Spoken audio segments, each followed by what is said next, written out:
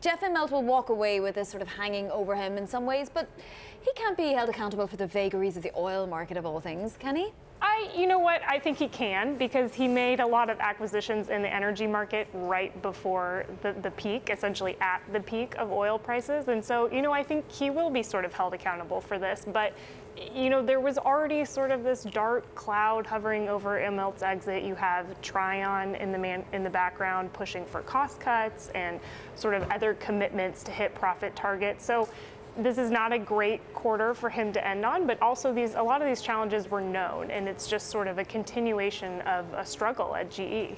It's in it for the long game, though. It's turning itself into a modern company. It's embracing technology. It's getting rid of some of the legacy parts of the business.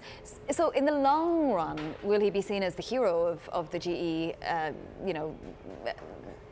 empire? I do believe that people don't give him enough credit for the things that he did do. You're right. He has completely transformed the company from what he inherited. He got rid of the bulk of GE capital. He sold off appliances. He sold off a ton of other businesses along the way, including NBC Universal.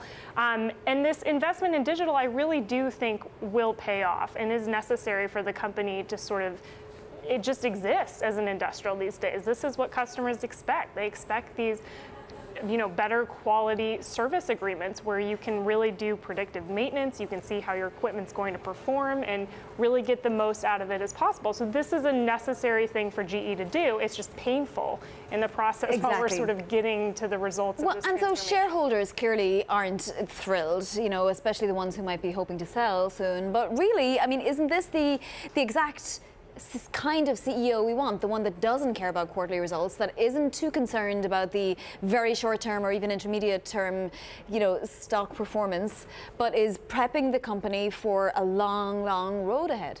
I think you do want that kind of CEO to a certain extent, but people do still care about earnings, and they care about meeting goals. And, Immelt's gotten a lot of flack for setting this $2 lofty 2018 earnings per share goal that's gotten increasingly untenable as the oil and gas markets have worsened. And he's stuck by that, and they still... So briefly, why did he do that? Why didn't he just give himself a low bar to meet?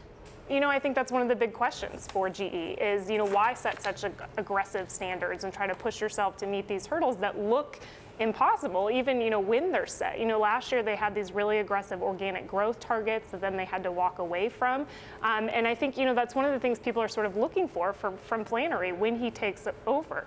Can he sort of change the conversation on earnings and make it, more realistic goals and reset the way that GE thinks about earnings and move maybe toward different accounting standards, whatever that might be.